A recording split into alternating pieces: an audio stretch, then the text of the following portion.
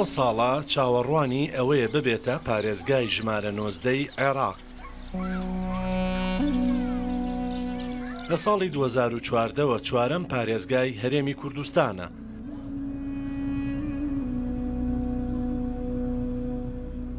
بەڵام لە عێراق هێشتا نە پارێزگایەکی تەواوە و نە پارێزگا نییە.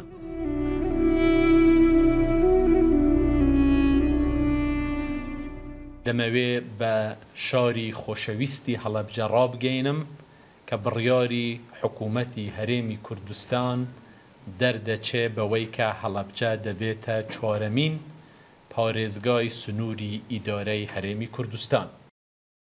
لە ساڵی 2013 نێچیروان بارزانی کە ئەو کات سەرۆکوەزیرانی هەرێمی کوردستان بوو، ڕەشن و سیاسایی بە پارێزگاکردنی هەڵەبجەی ڕادەستی حکوومەتی عێراق کرد کە نووری مالیکی سەرۆکایەتی دەکرد.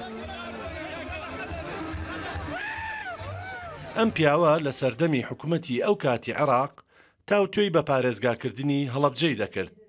ئەو ئاگداری ڕێگریەکانی بەردەم بە پارێزگاکردنی هەڵەبجەیە. پرۆژەی بەیاساکردنی پارێزگای هەڵەبجە 25/12/2013 بەرز کاک نەچیر ئەو کاتەوە سەرۆکی حکوومەتی هەرێمی کوردستان سەردانی بەغای کرد و پرۆژە یاساکەی بەدەستیا بوو بە بەرە سەرۆکی ئەنجومەنی وەزیرانی عێراقی و کاتە نووری مالکی و دوای ئەوە خۆی پەیوەندی بە ئێمەوە کرد کە پرۆژە یاساکەی لە جەنابی کاک نەچیر وەرگرتووە و خاتە خشتەی دەنگدانی ئەنجومەنی وەزیرانی ڕۆژی 30/12/2013 زۆر لە شیعەکان لە ناویانە جاسم محەممەد حەسەن شەمەری و کاتە وەزیری داد بوو شەهرستانی ئەمانە هەمووی هادی عامریش لە تەنیشتی ئیمزاکەی خۆیان نووسی بوویان بە قەڵەمی سوور ئەڵێ بەمەرجێ کە ئامرلی و تەلعەفەر ببن بە پارێزگا ئێمە دەنگەدەین.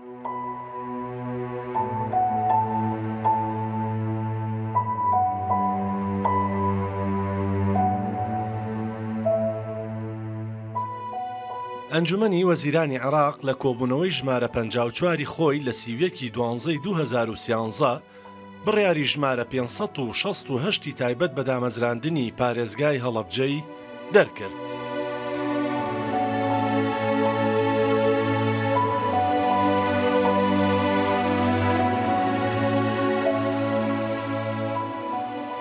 ڕۆژی 4/1/2014 ئەنجومەنی وەزیرانی عێراق ڕەشن و سیاسایی بە پارێزگاکردنی هەڵەبجەی ڕەوانەی پەرلەمانی عێراق کرد.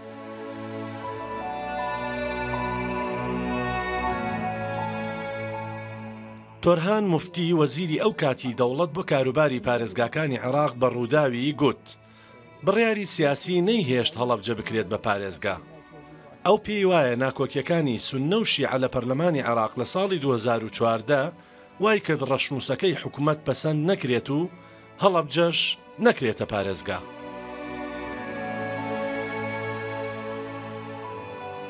ساڵی 2022 شاندێکی وەزارەتی پلاندانانی عێراق لە پارێزگاکردنی هەڵەبجەیان کۆڵیەوە و راپۆرتێکیان ئامادە کرد.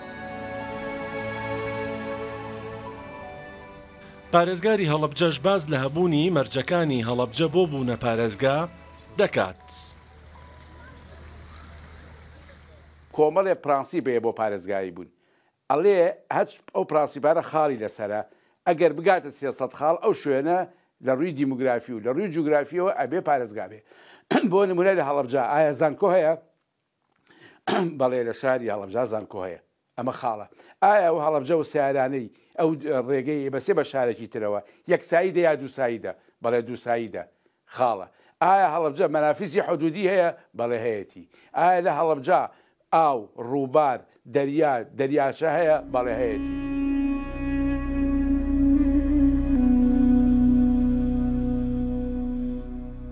هەڵەبجە لە کۆنترین قەزاکانە لە سەردەمی عوسمانیەکاندا و پێش دامەزراندنی دەوڵەتی عێراق لە ساڵی 1889 کراوەتە قەزا و وەسمان پاشای جافی هاوژینی عادیلە خانم یەکەم قایمقامی قەزاکە بووە.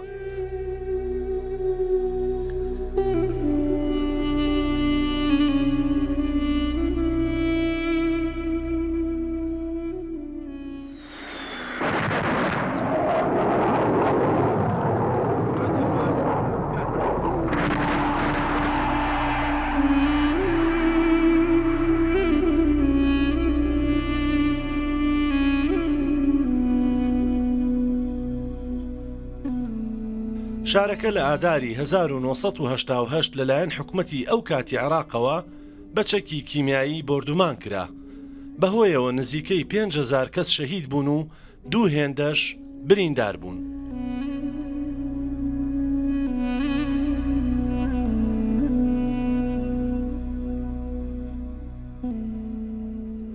ئێستا شارەکە بە سیمبولێکی دیاری هەوڵی قڕکردنی گەلی کورد هەژمار دەکرێت.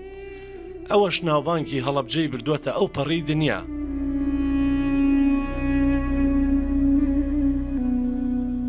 بەڵام هێشتا حکوومەتەکانی دوای ساڵی 2023 عێراق وەکو ئەوەی پێویست بۆ ڕێزیان لە قوربانیانی شارەکە نەگرتووە. پێش ساڵی 2014 و داگیرکردنی بەشێکی عێراق لەلایەن داعشەوە پێشنیاز و تێڕوانین هەبوون بۆ دابشکردنی عێراق بۆ 33 یەکەی کارگێڕی و پارێزگا، لە نێویاندا پارێزگای هەڵەبجە. بەڵام دواتر بەهۆی ناکۆکیە سیاسیەکانی بە تایبەت نێوان لایەنی سوننە و شیعە ئەم پرۆژەیە دواکەوت. پرۆژەی پارێزگای هەڵەبجەش وەکو خۆی مایەوە.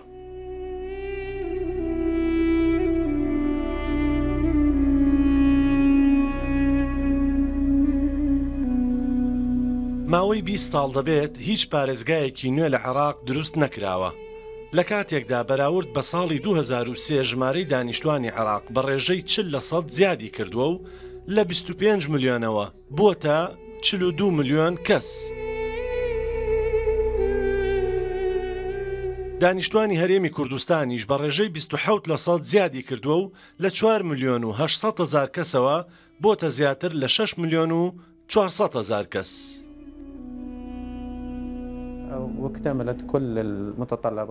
لە وەزارەتی پلاندانان چەندین توێژینەوە و راپۆرتمان لەبارەی و داتایانەی لەسەر هەڵەبجە هەن ئامادە کردووە. سەردانی مەیدانی قەزاکە و سەرجەم ناحەکانی کرد و لەگەڵ بەرپرسانی یەکە ئیدارەکان کۆبووینەوە. هەموو پێداویستەکانی دانیشتوان و کۆمەڵایەتی و ئابووری و نەخشەکان تەواو بووە و راپۆرتێکمان ئاڕاستەی جەنابی وەزیر کرد کە چاودێری هەنگاوەکانی دەکرد بۆ دامەزرانی و پارێزگایە. بۆیە لە ڕووی پلاندانان و هونەری و توانەکانی گەشەپێدان پێداویستەکانی بە پارێزگاکردنی هەڵەبجە تەواو بوو.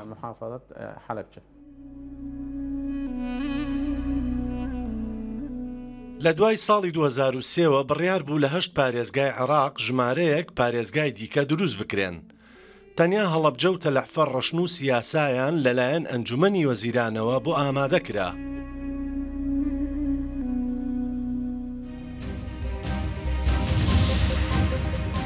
ئەو شوێنانەشی پێشنیاز کرابوون بۆ بوون بە پارێزگا بریتی بوون لە کەرخ، ڕەسافە لە بەغدا، شەنگال، تەلەحفەر، دەشتی نینەوە لە پارێزگای نینەوە، شامیە لە پارێزگای دیوانیە، سوێرە لە پارێزگای واسڵ، سنتەری بەسڕا، زوبێر، باکووری بەسڕا، فاو لە پارێزگای بەسڕا، سامەڕا، خورماتوو، ئامرلی لە پارێزگای سەڵاحەدین، هەڵەبجە لە پارێزگای سلێمانی.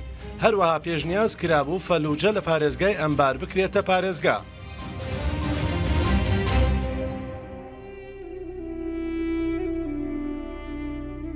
لە دانیشتنی ڕۆژی 22 ئەیلولی ساڵی 1999دا پەرلەمانی کوردستان بە بڕیاری ژمارە 11 بڕیاری لەسەر دروستکردنی پارێزگای هەڵەبجە دا. بەڵام بڕیارەکە کاری پێ نەکرا.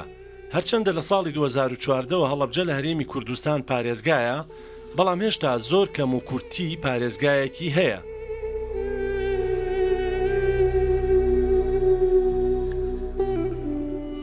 بەپێی زانیاریەکانی تۆڕی میدیایی ڕوودا و لە کۆی 88 بەڕێوەبەرایەتی گشتی و بەڕێوەبەرایەتی تەنیا 51 بەڕێوەبەرایەتی و بەڕێوەبەرایەتی گشتی هەیە. بەشێکی فەرمانگەکانیشی لە خانووی کرێدان. کێشەی تەواو نەکردنی ڕێکارەکانی بە پارێزگابوونی هەڵەبجە ئەگەڕێتەوە بۆ نەبوونی تەنسیق لە نێوان حکوومەتی هەرێمی کوردستان و حکوومەتی عێراق کە بەداخەوە حکوومەتی هەرێم نەک بۆ بە پارێزگابوونی هەڵەبجە بۆ بڕیارەکانی خۆشی سەبارەت بە پارێزگای هەڵەبجە هەنگاو هەڵنانێ یاخود هەنگاوەکانی زۆر بەخاوی ئەڕوا. هەر بە نمونە لە 16 ساڵی 2007 کۆمەڵێک بڕیار دراوە بۆ سەرپێخستنی پارێزگای هەڵەبجە.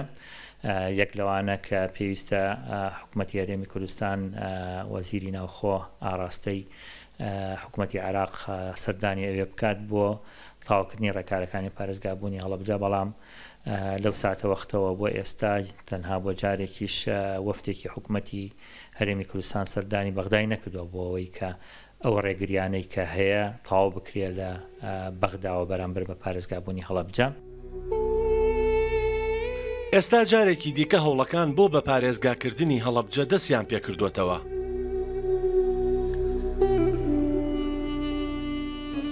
مرغازي مراسل قناة روداو يعني بعد قرار البرلمان العراقي بموافقة تۆڕی میدیایی ڕوودا و ڕۆژی سێی ئەم مانگە کردێ مژاری کۆنفرانسە ڕۆژنامەوانیەکەی محەممەد شیاع سوودانی و ئەویش بەڵێنیدا ڕێکارەکانی تەواو بکات. حکوومەت ڕژدا لە پشتبەستن بە بڕیاری مامەڵەکردن لەگەڵ هەڵەبجە وەکو پارێزگایەکی عێراق چونکە هەڵەبجە شیاوی زۆر شتە بۆی بکەین لەسەرمان ئەرکە پشتیوانی بکەین و پشتیوانی دانیشتوانەکەی بکەین ئەوان قوربانیان دا و خوێنی زۆریان بەخشی لە قۆناغی داهاتوو کار لەسەر ئەو بڕیارە دەکەین.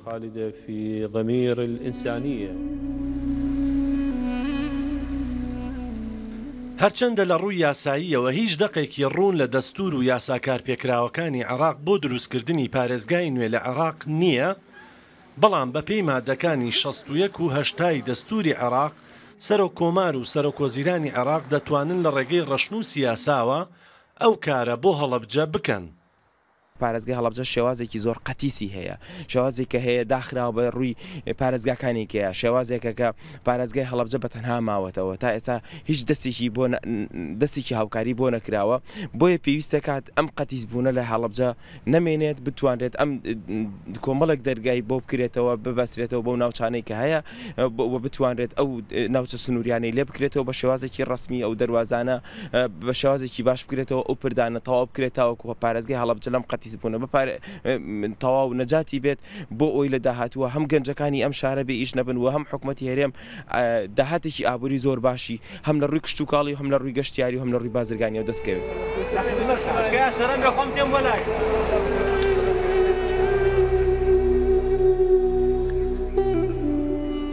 ژمارەی دانیشتوانی هەڵەبجە 120,000 کەس دەبێت. پارێزگاکە لە قەزایەک و 4 ناحیە پێکهاتووە. قەزای ناوەندی هەڵەبجە و ناحیەکانی خوورماڵ، بیارە، بەمۆ و سیروان.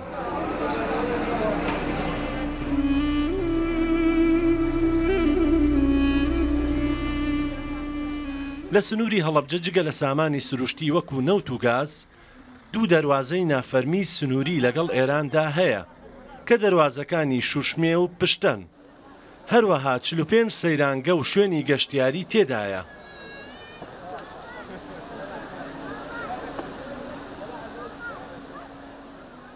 $12,500 دۆنم ڕەز و باخ و 123,950 دۆنم زەوی کشت و کاڵی هەیە.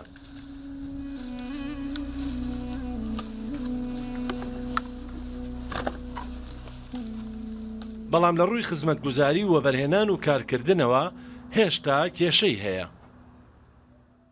لە ناو ئەنجومەنی وەزیرانە ئەم مۆزوعە یەکلا بووە و ڕاستە چەند کەسی وەکو باسم کرد معارضبوون، بەڵام یەکلا بووە و ڕۆژ و ئەنجومەنی نوێنەران بەسەر ئەم مەسلەی داعش و هێرشەکانی بۆ سەر منطقەی تەلعەفەر و سنجار و ئەم کێشانەی کە لە عێراقا دروست و ئەمە وای کرد کە ئەم ئیشانە دوا بخاوە حکوومەتی عێراقی و ئەنجومەنی نوێنەران عێراقی ئەوەنەی خەریکی کێشەی داعش و یاسادانان و ئەمە بۆی کەمتر بیری لە مەسلەی ئاوادانکردنەوە و گەورەکردنی پارێزگاکان ومانە کرد زیات ئەمەیەکێ لە هۆکارەکان هۆکاری دووهام بریتی بوو لە کێشە و ململانەی نێوانی شیعە و سونە لە ناو ئەنجومەنی نوێنەرانە.